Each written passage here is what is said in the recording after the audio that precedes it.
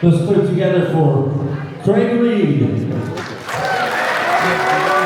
Lynyrd Skynyrd Band.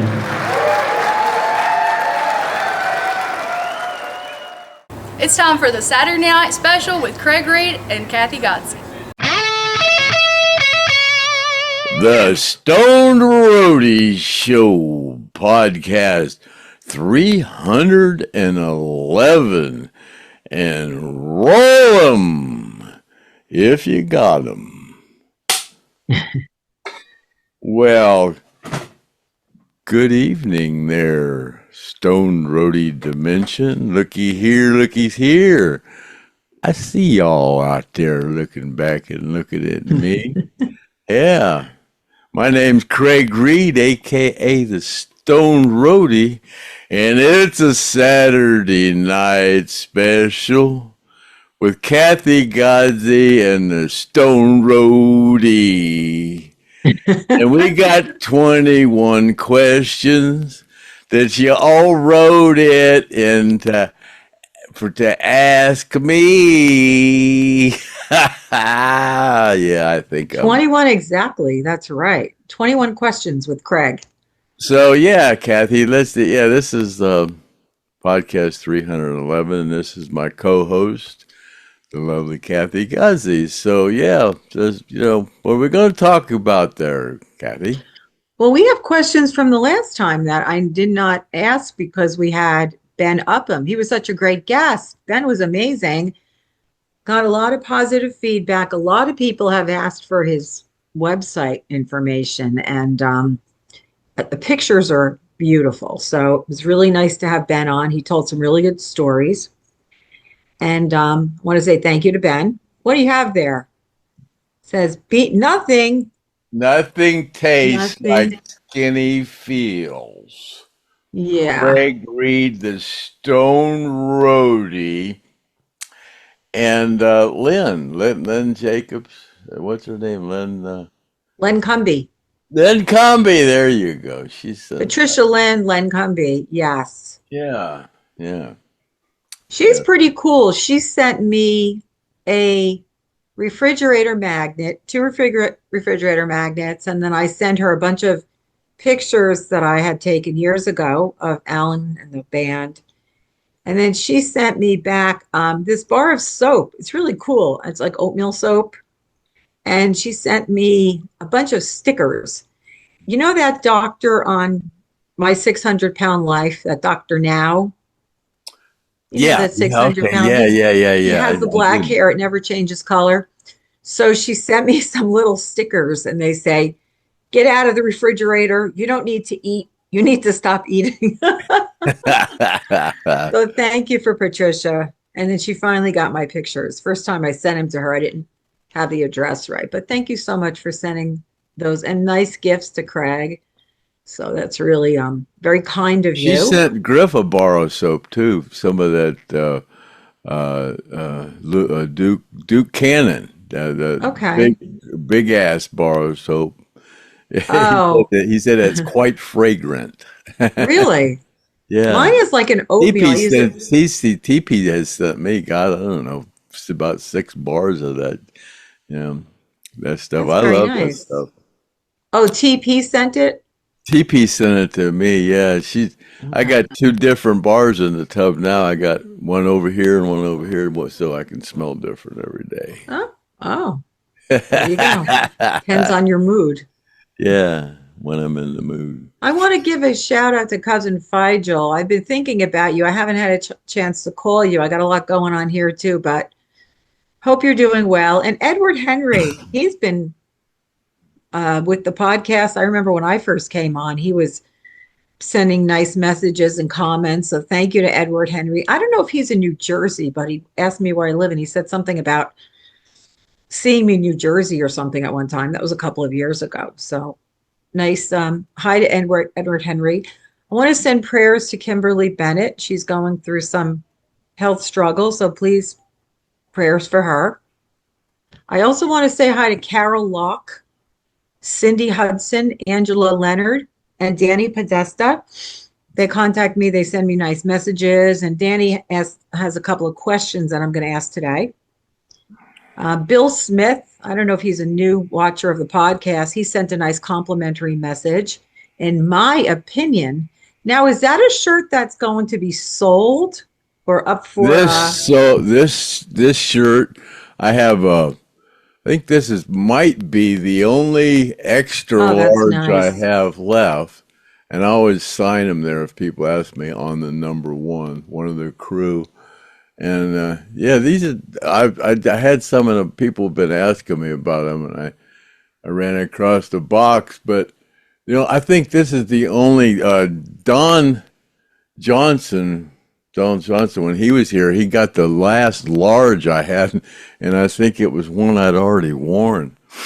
And I think this might be the only extra large I have, but I have about a few of those double extra large. Oh, Tomorrow night on eBay, there's an extra large and a large, or no, an extra large and a double extra large. okay. Going off at 9:00 tomorrow night on All eBay. right. It's going to start tomorrow night. Survivor_films. No, it's going to close. So it's closing tomorrow. yeah, it's Okay. closing tomorrow night. It's been up for a week, and last I looked, they were only selling for $12 a piece. I don't know, 20. Okay. Yeah, something like that. So. And you sold the Rated X shirt. Somebody bought that one? Somebody bought, Robert Wheatley bought that one. Oh, Yeah. okay.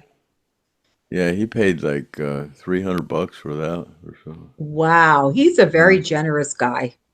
He Yeah. sent me that camera. He sent Griff the camera. He sent you the camera. He's a nice guy. Yeah, he had one of those cameras that we sold actually.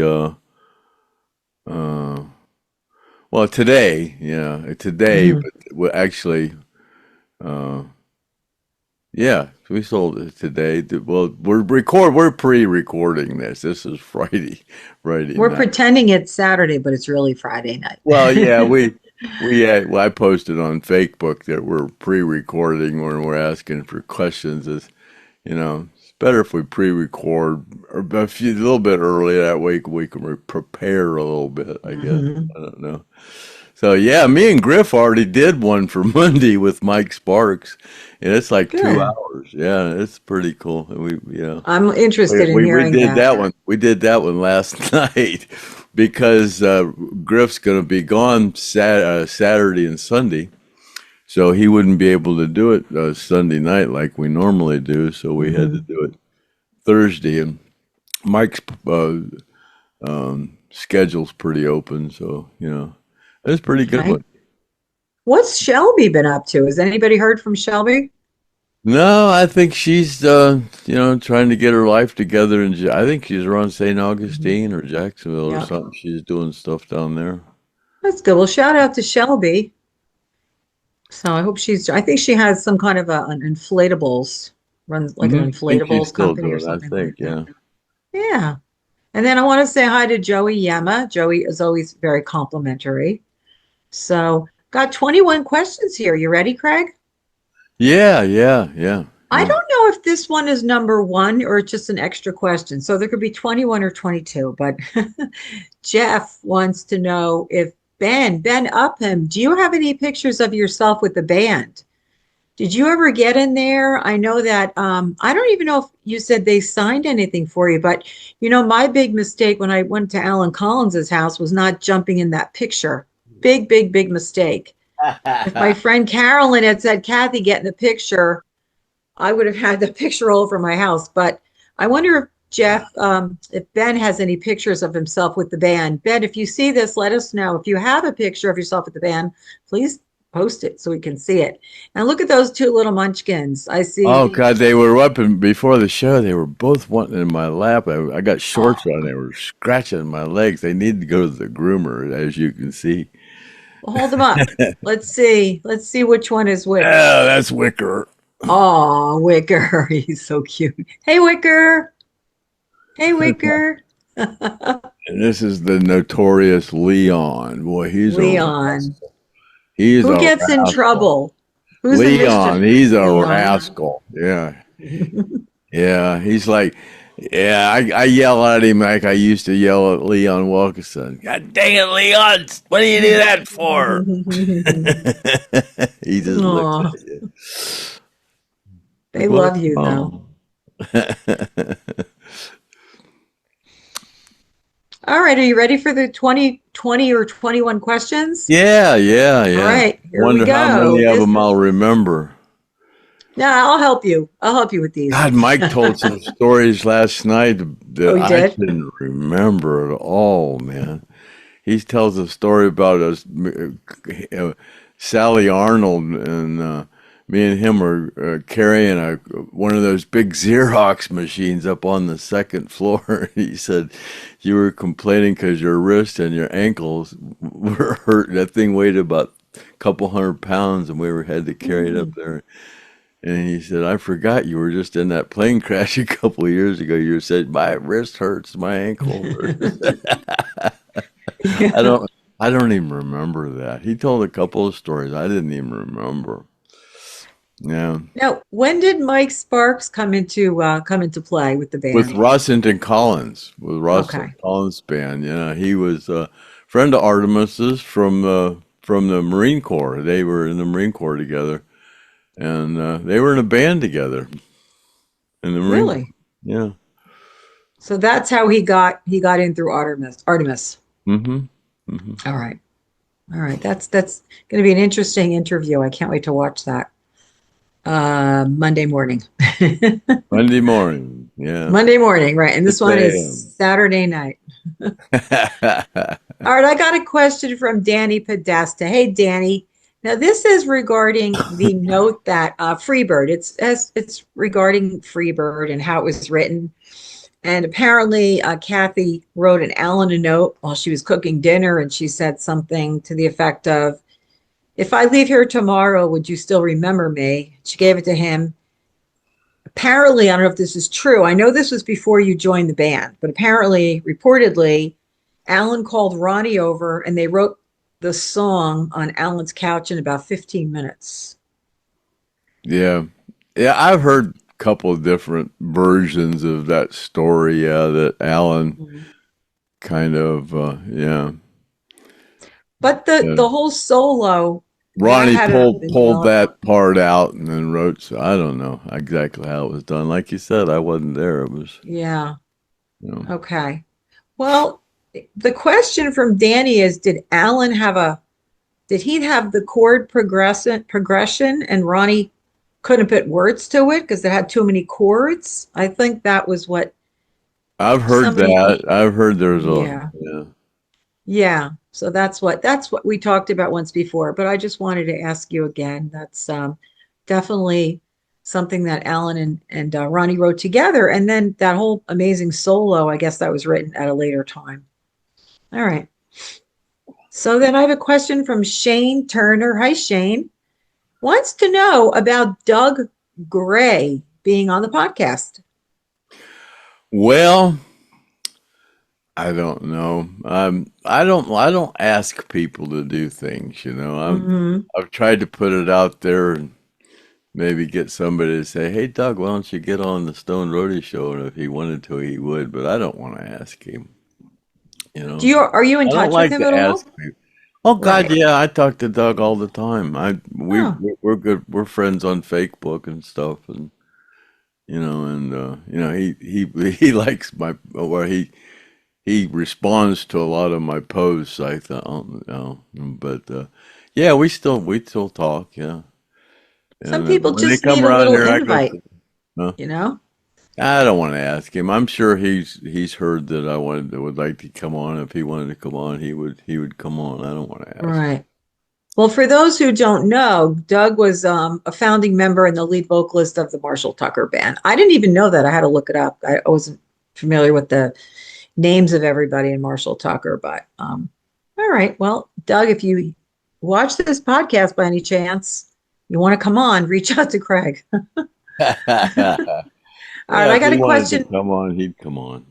Anybody wants to come on? If you knew Skinnerd, if you worked with Skinnerd, if you have any good stories to tell that are legit, reach out to Craig or reach out to me, reach out to Griff, and we'll try to get you on. All right. We'd love to hear all these old stories that we may not know. So Jim King wants to know whatever happened to Ronnie's mic stand. Any idea? Oh God, I gave a couple to Donnie, and I Mhm. gave the rest of them to Johnny. I must have gave him a dozen, and I had a couple. You did. hmm I still have part of one. I have a couple of the legs, and I have the bottom part of one. Uh, the top got messed up, but I have the bottom slide part of one, and I have Mhm. I think I might have three legs. I got the bottom of one, but I don't have the top part. Do they use those? Do you know if the guys, Johnny and He Johnny, doesn't use use them them? anymore. He probably No. took the last ones home with him or something and kept him. But I Okay. gave him about a dozen of them right after the plane crash. I told him to come up and get Ronnie's mic stands. I gave Donnie a couple too.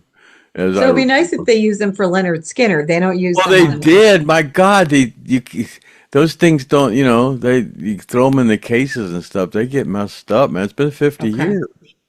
Yeah. It's been Yeah. 87. My God, it's been 40 years. It's like Right. those. They would be all beat up by now. You know, 40 years of being on the road. And now it's all wireless. So Yeah, he all had some different. made. They're similar to what Ronnie used. Right. Okay. The next question is from Carol Locke. Hey, Carol, do you have a favorite performance of the original band? Anything in particular that was a standout for you that you just thought was, Well, blew you the away? New Year's Eve show in San Francisco for Bill Graham when Artemis rode the airplane down to the stage. Yeah, and I was doing the countdown, and the clock broke, and I was Oh, wow. clock going 30, 29, and the clock broke, and I just had to improvise and it was supposed to hit zero when Artemis hit the stage. It was set like that, so I had to be pretty precise. So, so I was trying to that I thought one, you were going to and say then and maybe then and then Edward. and then and then Nebworth, yeah, Yeah. yeah, Yeah. yeah. Sedalia, Missouri was real cool too. That's when I rode over in the helicopter with Hart. There was like 500,000 people there. There were quite a few bands. Mhm. You Yeah. know what? You just mentioned Hart on the radio, on TV yesterday. Did you hear about what happened to Hart? Mm-mm. They were playing in Atlantic City, New Jersey at the Hard Rock. Somebody broke into their hotel room or their whatever, and their one of the rooms and stole two of their guitars. Actually, they Oh, stole a mandolin and they stole a guitar. Really, really like, decked out guitars. I guess they were Nancy's, but yeah, it was all over the news. And they said they recovered one of them. They've got the guy, they recovered, I think, the guitar or the mandolin, but the other one is missing. He probably sold it. I don't know how far you're going to get with everybody knows what it looks like and it's missing. You're not going to be able to sell it. But yeah, this just happened. I think it happened yesterday or 2 days ago at the Hard Rock in Atlantic City. So I guess it was before the show. So I don't know what they did without the guitars, but it was all over the news.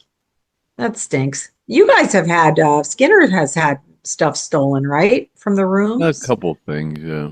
Yeah. Thank God none of the guitars were stolen. Like There the has been a couple guitars stolen.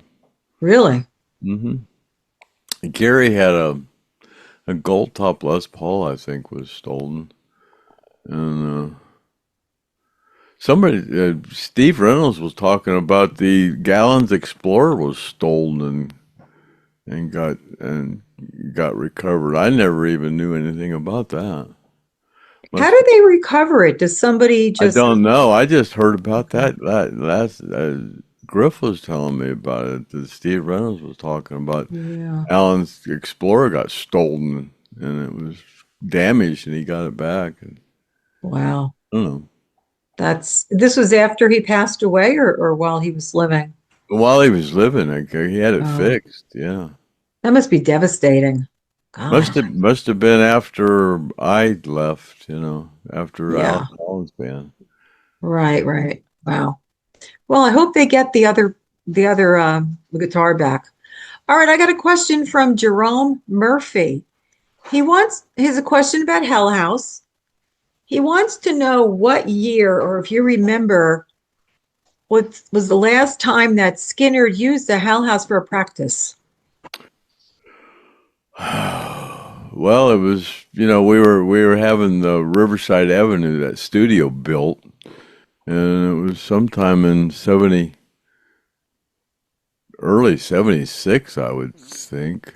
It was, um, yeah, So early in they 76, I would say, is the last time we used a Hell House. okay. So why did they leave the Hell House? It was hotter than hell, and we had they built a recording studio. It was, it wasn't state of the art, but it was stuff they could do demo tapes on. It was like an 8-track uh, studio. Most studios are 36 track or whatever, but it was like an 8-track studio. It had a mixing board and monitors, and they could lay down basic tracks on it. Mhm. It's a nice studio. Was this the one on Jacobs Avenue? No, that's the one on Riverside down. Riverside. Yeah, Okay. down Which one the, did you have pictures of on Facebook? You said this was my that office was over here. Jacobs. That was Jacobs. That was during Rossington Collins. Okay. So what happened to those two built? We know what happened at Hell House, but what happened to Jacobs and Riverside? I It know one just of them is still there, recently right? got torn down. Oh, it did. Just recently, yeah. Oh, wow. That's cool. That's a shame. Okay, because they wanted to know, yeah, why they left Hell House. So, okay. Lori Shoemaker. Hi, Lori. She saw a comment to Lily about his dad's grave was tipping. Did you know if that was true? It was Don't only a know. couple of days ago that it was tipping, and she wanted to know if it was fixed. I'm sure that is, if Lily saw this, he would have had it fixed immediately. But you didn't hear about that? I don't know. Oh, okay. All right. Chipping or tipping? Tipping. It was Tipping? tipping. Maybe just the Oh. ground or the water or something was moving it or Hmm. wasn't really stable. That's not, I guess the stone. Yeah, yeah. Yeah. Well, I'm sure he's gotten that fixed. Well, it's All a right, I got heavy stone and it's tall, so that would be easy, right. kind of, easy Yeah. to do. I've seen it. It's got his dad's name, his name. Yeah. Wow. All right. Got a question from bootlegger Sam. He wants to know, back in the Skinner days, what was a typical show day like? And what was the typical off day like? So think about, during the Torture Tour, they did so many shows in one year. So what did that day look like? Show days? Yeah. Well, for me, I had to be there at 8 o'clock in the morning. Okay. And depending on what job I was doing, if I was a guitar roadie, I didn't have to do anything but sit in a room and mess with guitars all day. And the guitars didn't enter the building until, well, they were the first thing off the truck. Well, I shouldn't say that. First thing off the truck is like the rigging and the lights, and then the sound comes out, because all that goes up, and then the band gear goes on up last. So I was, the rigging and the lights and the sound all came in and got put up before the band gear even got pulled down. And until the band gear got pulled down, I didn't have to even get up out of the bus because the guitars weren't in there yet. Now, if I Okay. was the production manager or the stage manager, I had to be in there all day because I was in charge of the stage or the production, so I had to be in there all day. That's why when they made me the guitar roadie, I said, "Cool, man," That's true. because it added at least a couple more hours I could just spend lollygagging around on the bus. I didn't have to be in that dang venue all day. And then if I was a guitar roadie, as soon as the band was done and the guitars were in the truck, I was done. If I was the production manager or the stage manager, I was in there all night long, you know. So, yeah. But the band would show up, Artemis or whoever, the drummer usually shows up about 2 o'clock or I don't know, just noon. You know, we usually have lunch around noon, so some of the guys would come down and have lunch with us, you know. And Artemis would come down and mess with the drums and stuff because the drums, the band gear is always out of the truck by 10, something like that.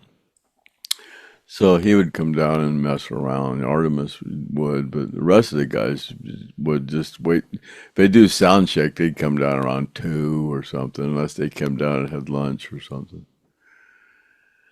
And then, yeah. So there was a difference in pay between being a drummer, guitar roadie, and a stage manager, right? Or no? Most of the time, but when I became a guitar roadie, I was the stage manager, production manager when Chuck and Raymond got fired, but then when they wanted to hire a production manager, Ronnie said, I just want you to be the drum roadie, but I'll pay you the same I paid my production manager. I went, cool. A lot less work and the same money. I'm in there. Yeah. So you had to be there at 8 o'clock in the morning. The guys didn't have to come Yeah, down on the bus. Well, you're the bus, you're on the crew bus, so the bus pulls into the thing, you're there. You can get up and eat they have breakfast as soon as the buses get there. There's breakfast ready. There's a caterer there, and there's breakfast ready. You can get up and have breakfast, or you can just wait till you get up because there's food available all day long, basically. And who arranges the food? Was that Dean's job? Production manager. Production. And where is the food? Is it in the rooms or is it in catering? There's a catering room. Oh, catering room. Okay. Mm-hmm. Okay. What kind of things did they have? Basically anything you wanted. And the production manager kind of chose the menu for the day. And we usually, if you're in Memphis, you got barbecue. And if you're in down south, you got whatever seafood. Or in Louisiana, you got, wherever the specialty of the nation was, you kind of, talked to the caterer and found out what they had, and but I always specified no donuts. I was just going to say that. Yeah, because a lot of caterers, instead of having a real breakfast, they just put in bagels and donuts, and I go, no donuts. Well, if we're up here in New York, you'd get bagels and donuts because that's what, and pizza. But pizza's good. Yeah. New York and New Jersey pizza's good. But that's why I was asking, what did they have? So the guys were meat eaters. They ate whatever, pretty much chicken, whatever they had, right? Steak, whatever they would have for them, whatever they would want. Yeah, there's different. There's vegetarian. You would say, we got 6 vegetarians, so fix something for them, and Who are the vegetarians? Artemis, me, just a few other. I don't know. So you didn't eat meat at all then? Well, no. Really? I kind of ordered vegetarian for myself in case I didn't like the stuff they had. I'd eat vegetarian stuff. Yeah. Yeah. I had a choice. Oh my God, I just got a question from Selena Langford. Selena, you're going to put me over 21 questions, but that's okay. Ready for this? Selena Langford is a new Facebook friend. She wants to know if you were at the show that Lynyrd Skynyrd played in Jacksonville, Alabama, at the Jacksonville State University Basketball Auditorium in March of 74. She said Ed and Leon were in the band. They played a couple of days later in Birmingham, and he thinks that ARS, Atlantic Rhythm Section, opened for them. Thank you so much, Kathy. We love the podcast and Lynyrd Skynyrd so much. It's from I, Selena and Steve Langford. yeah, You remember that? I was at every show they did Right.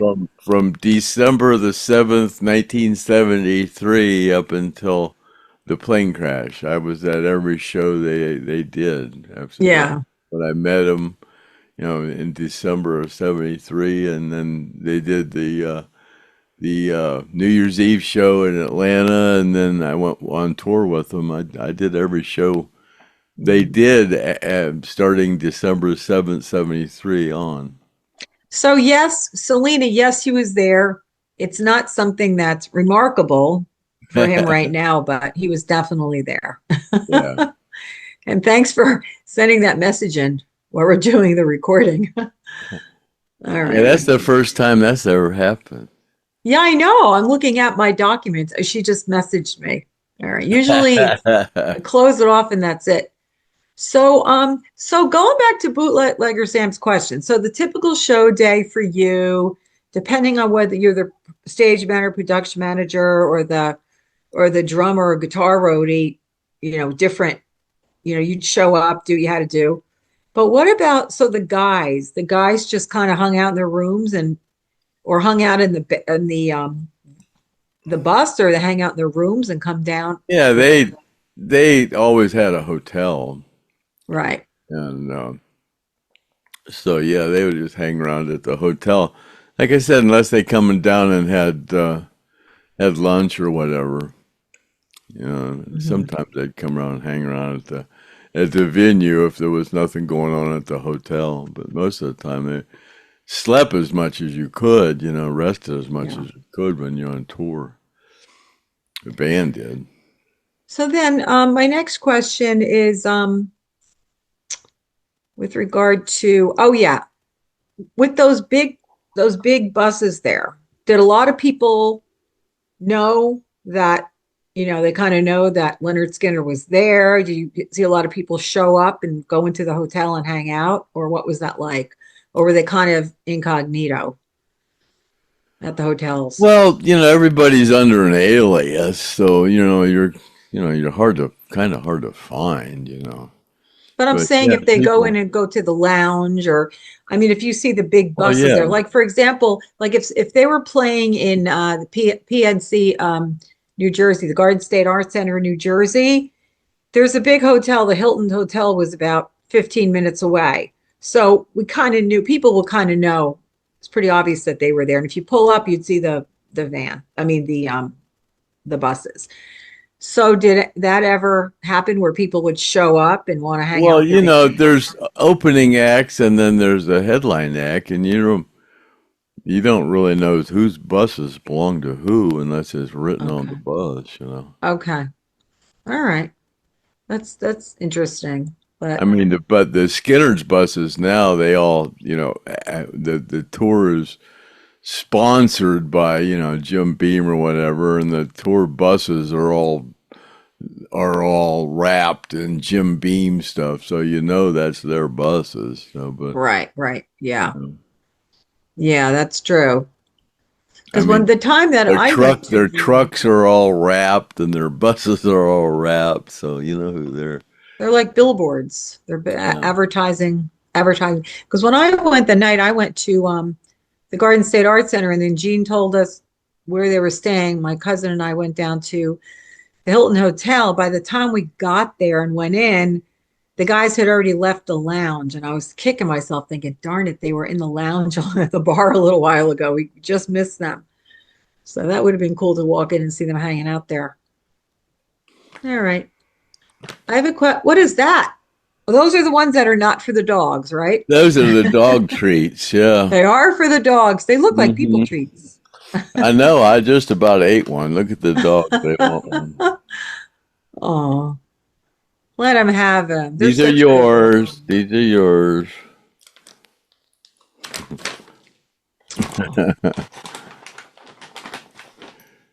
Here you go. Let me see. What do they look like? Aw.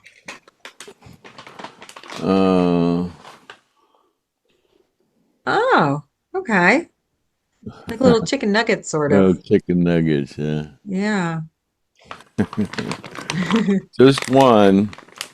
Oh gosh, I saw a video yesterday on YouTube or one of those reels about what chicken nuggets, how they're made. Oh my God, I'm glad I Lynn, don't eat meat, but it wasn't very appealing. Lynn sent these for the dogs. Aw. As I told you, I almost ate one until I read the label. All right, we got another question from Jerome Murphy. This is an interesting question about Gary's Les Paul. It was heavy. Did he have his Les Paul chambered for weight relief No, while you were working with the band? no. He did not. Uh-uh. Okay. Because I hear that it makes it lighter, but it affects the sound. It messes with the sound, yeah. Yeah. Okay. So he never needed that. He just carried it on his strap. All right. I Got a imagine it question was- from Joey Yema. Hey, Joey. Wants to know, this is about the Lynyrd Skynyrd tribute band. Why did Mike Estes leave the Lynyrd Skynyrd tribute band? I'm not real sure. All right. Because he had his own band. He formed his own band too. So That's right when Huey and Ricky came in and Ed left. And it was just a transition. I don't know. okay. All right. Danny Barron. With all the hair the guys had, did they sometimes put their hair in ponytails while they were off stage? No? No. Mm-mm. Okay. Alan never had a ponytail. Gary might have. I don't remember. Yeah, I think he did.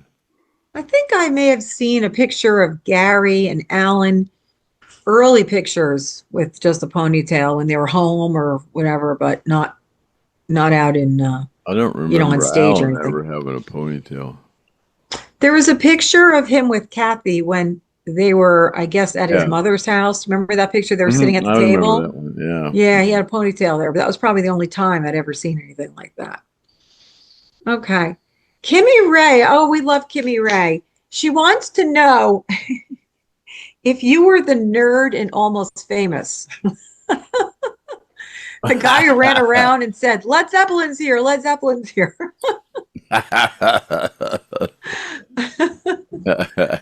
That was Lester Bangs. No, she's not serious, but she's being silly. That was actually played by Seymour Philip Hoffman. Yeah.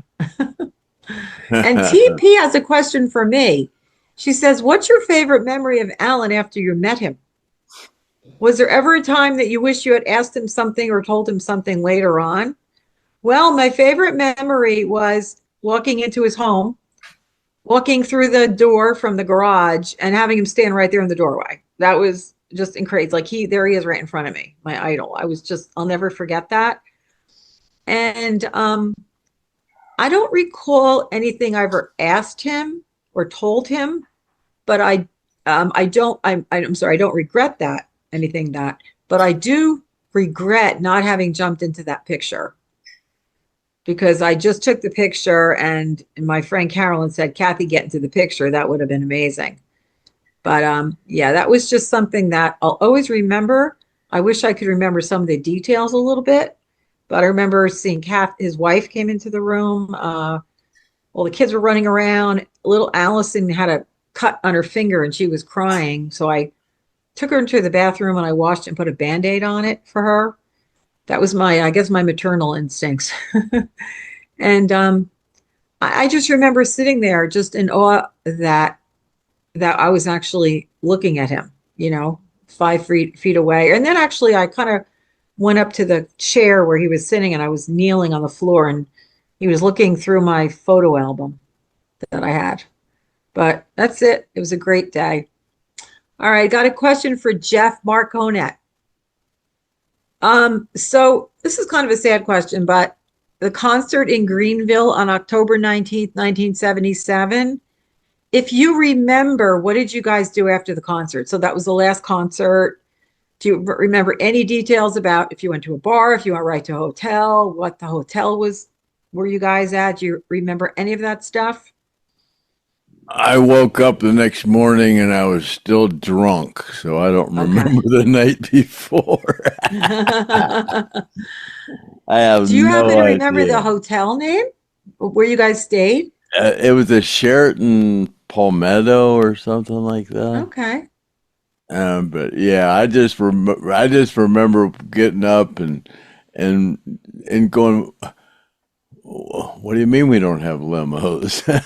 I remember that. You telling And that I story. was like the last one to get on the plane. I had to stay at the hotel and make sure everybody and all the luggage, got on the vans and everybody got to the thing. And I think I was the only one in the car going to the thing. And I just remember going up the stairs in the back and there was a seat open or Mark Howard was sitting there on the aisle seat and he moved over and I just plopped down on the card table.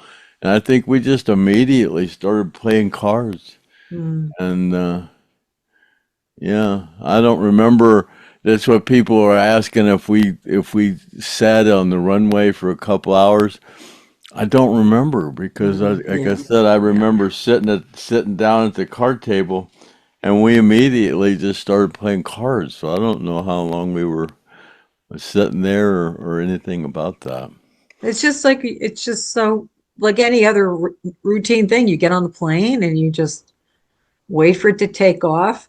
But I know you have those tour programs. If you ever look there, you could probably see the name of the hotel that you guys stayed at It's on the October 10th. Palmetto or The something. Palmetto? Okay. Sheraton Palmetto, I think Okay. it was. Yeah, I have the itinerary. Yeah. Yeah. Okay. All right, Jeff, there's your answer to your question.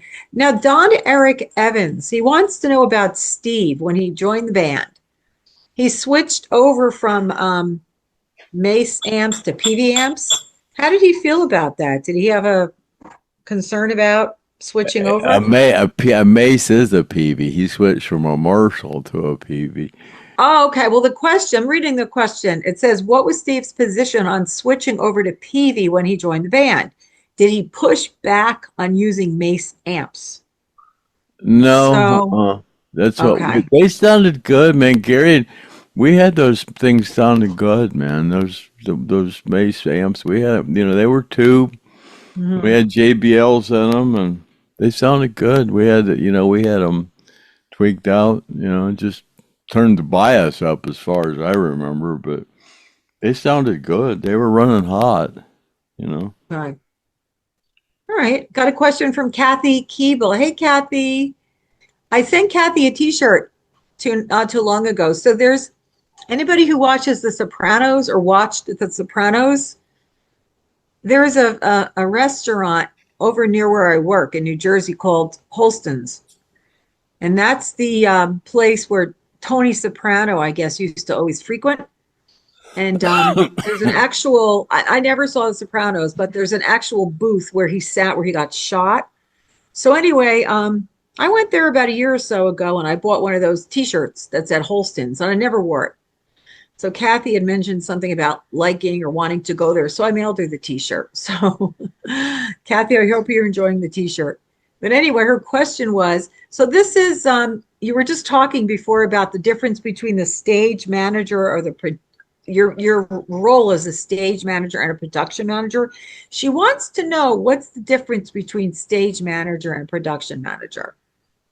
Stage manager, stage manager you're on that stage all day. You don't leave the stage. You're in charge of all the lights. You're in charge of the whole thing. You make sure everything goes up properly. You make Hmm. sure everything's safe and you're in charge of the stage. That's your stage. Everything that goes on that stage, you know about it. You're aware of it, and you're in charge of the stage. Nothing goes on. You're Okay. the one that makes the decisions about what goes on the stage. Production manager is in charge of the building. Oh, okay. You know, Right. the production manager is in charge of the security, Mhm. that everything, every good thing that goes on in that building, the production manager, is aware of it. And the production manager is the one that sets everything up. Okay. Production manager makes the calls and makes sure that there's a proper amount of power there and that the stage is the right size and and there's the proper amount of stage hands and all that. And then when you get there, everything's already coordinated, and then what anything goes on the stage manager is responsible for it, but the production manager set that all up, and then Okay. the production manager's in charge of all the backstage passes and and all that, security and So they're both really key positions. Now I know Gene wasn't Gene in charge of security? security. Yeah. Mhm. Yeah, Okay. before the show, you have a security meeting with the house security. Make sure and everybody. You have a pass designation. You have VIP passes. You have guest passes. You have laminated passes. You have family passes, Right. and the production manager designated where those could go, and if they were after show passes or during the show, or if they had dressing room access or catering access, or you know he's the one that set the designation for the passes. Those are very, very hefty responsibilities. A lot to make sure, to micromanage and make sure everything goes and, smoothly. and the production manager sets up the times when you have lunch and when everybody Okay. breaks for lunch, and then the whole thing like that. Okay. And when Very the interesting. and when the sound checks, when the main band has the sound check, and then when the opening band has a sound check, and how many bands and who sets up when and who starts, and make Mhm. sure the bands go on time and come off on time and all that.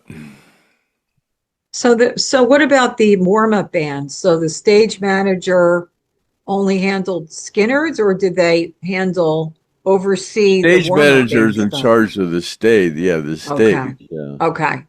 For all the Um, bands, for all the Production acts. manager kind of sets the times, but then the stage managers, the ones that going, you guys get the hell off the stage. You got 20 minutes. That's it. You've been playing too long. Did everybody work well together? Everybody knew their jobs and everybody's kind of stayed in their Yeah, lane. And yeah, yeah, that's good. That's good. Ronnie, I guess, made sure that everything went smoothly. yeah. Okay. So that was a really good question. Thanks, Kathy. Now, TP, she said, Kathy didn't go over the damn questions from last time. Well, guess I did. I didn't even get your question. Your thing was at the bottom. That's the point of today's podcast.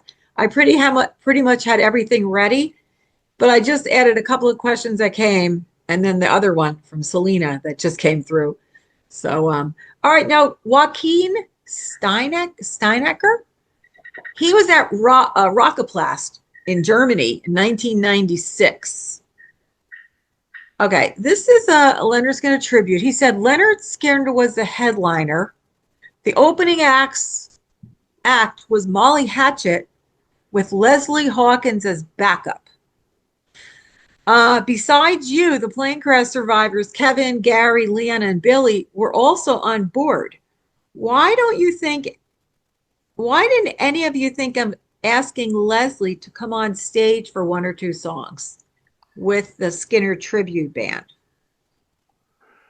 I don't remember Leslie being with Okay. um, Well, this is over reported, there reportedly. even. I don't remember. 1996 with Molly Hatchet. Yeah, I don't remember her singing with Molly Hatchet. Okay. Joaquin, you need to I'm just we're just I'm not reading saying it's questions. not true, but I just don't remember. Okay. All righty. So we don't know that one. We're not sure that that's accurate, but we read them as they as they come in. So if it's wrong, it's wrong. But if anybody knows, please let us know. So Carol Locke is very nice. She's always sending me nice messages. I think I know the answer to this one. She wants to know, are there any unfinished songs of Ronnie and Steve's that were never completed? Unfinished songs of Ronnie's?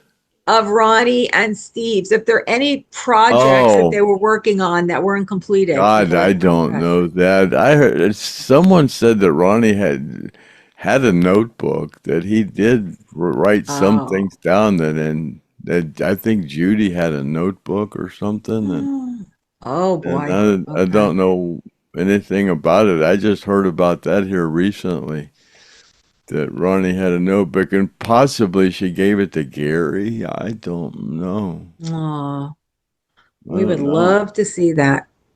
Yeah. Okay, got another question from Kathy Keeble. She wants a question for me. Kathy, now that school's out, what are your summer plans? Teresa Gaines, Steve may have wrote stuff down. That would be a good question. Maybe Karina is aware of something that is written down somewhere that Steve might have wrote down. Steve was really a writer, man. Yeah. Too. So, a lot of the material that from Street Survivors was kind of initiated from Steve, his influence on, him and Ronnie. In my opinion, I don't know. Yeah. Oh my God, I've been listening to Ain't No Good Life. The way he sings and plays guitar, that was such a great song. If anybody's not familiar with Ain't No Good Life, listen to it.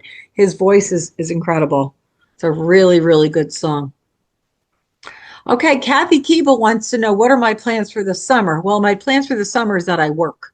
I'm a special ed teacher, so we work all summer. We get a couple of weeks off in June and a couple of weeks off in August, but that's pretty much what I do. And I'll be hopefully going out to meet my second granddaughter, Willow. I have two granddaughters, Scarlett and Willow. So hopefully I'll be able to get out there. Look at that picture. Is that one of Ben's pictures? I don't know. It could be. That's a great photo. Wow. All right. Craig just... Ronnie's got the Neil Young shirt on. Oh, yeah. That's right. All right. I only have one more question. That takes us to 21 or maybe 22. So this is from Jimmy Flower. He saw Rossington Collins Band at the Chance Theater in Poughkeepsie, New York. That's actually my neck of the woods. He said, I'm not sure if it was you, but somebody back in those days let me on the bus to meet the guys. The bus said Freedom on the front of it. Do you remember if that was you who let me in the bus to meet the guys? Would you have done that? Oh, it's possible. If I thought he had some drugs or something, that's normally the only reason I would let anybody on the bus, if I thought they had drugs. Or if it was an attractive girl. Or if they had something we might be interested in or something. I don't know. So, Jimmy, you have to elaborate more on that. I didn't do it for any no good reason, I don't think. I'm not no nice guy. I'm an asshole, So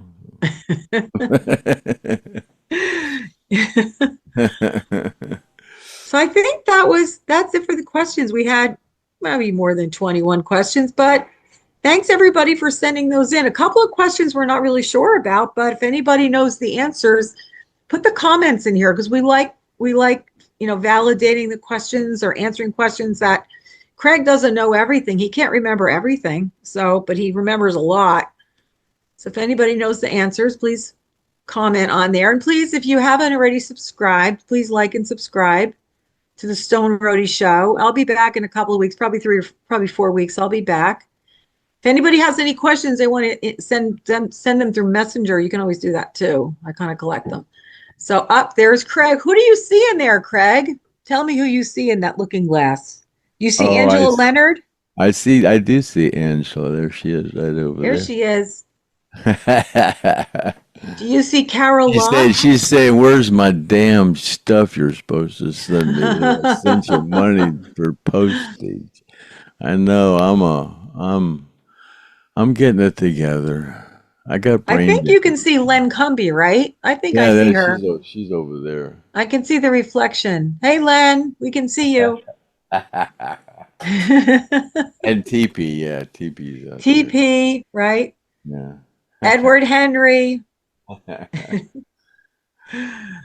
then, So I asked you before, the song, All I Can Do Is Write About It. I've been listening to that album, and that whoever plays the fiddle was so beautiful. I love that. I love that. It's one of my favorite Skynyrd songs, if there is such a thing, but great song. I love it.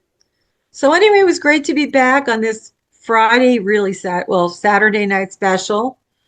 And looking forward to watching it tomorrow night. Thanks for having me back, Craig. anytime, anytime. I hope everybody has a nice Saturday night. Don't eat too much while you're watching this podcast. No donuts, no bagels are allowed while you're watching this podcast. Stay away from the refrigerator. Really. Nothing tastes as good Yep, that's true. as skinny feels. And I it's struggle with that too. I get my carb cravings at nighttime. It's not easy. Mhm. and it's all I can do is not eat all this dark chocolate stuff at once. Oh, look at TP's telling that. me this stuff's good. Look at that. That looks good. I I hear the savor, dark chocolate is better for you I than milk savor chocolate. that stuff. Yeah, Are you yeah. still eating those chocolate covered coffee beans? No, you know what? I haven't had any of those in quite a while. Yeah. Yeah, I haven't. They make a mess in your teeth. You get all that coffee things in your teeth. They're they're a mess, but they're good. They're like an Yeah, acquired taste. no, I haven't eaten those for a while. And what else? Oh well. uh, yeah. So I'm looking forward to this show will be on Saturday night. Right now it's Saturday night, and then Monday morning I'm looking forward to see the show with Mike Sparks. It's going to be great. Yeah, it's like a 2 hour one. Yeah, it's a Cool. well, yeah. He talks a Cool. lot about a lot of stuff. Yeah, it was a good one, I think. Yeah. Great. So anyways, yeah, that was podcast number.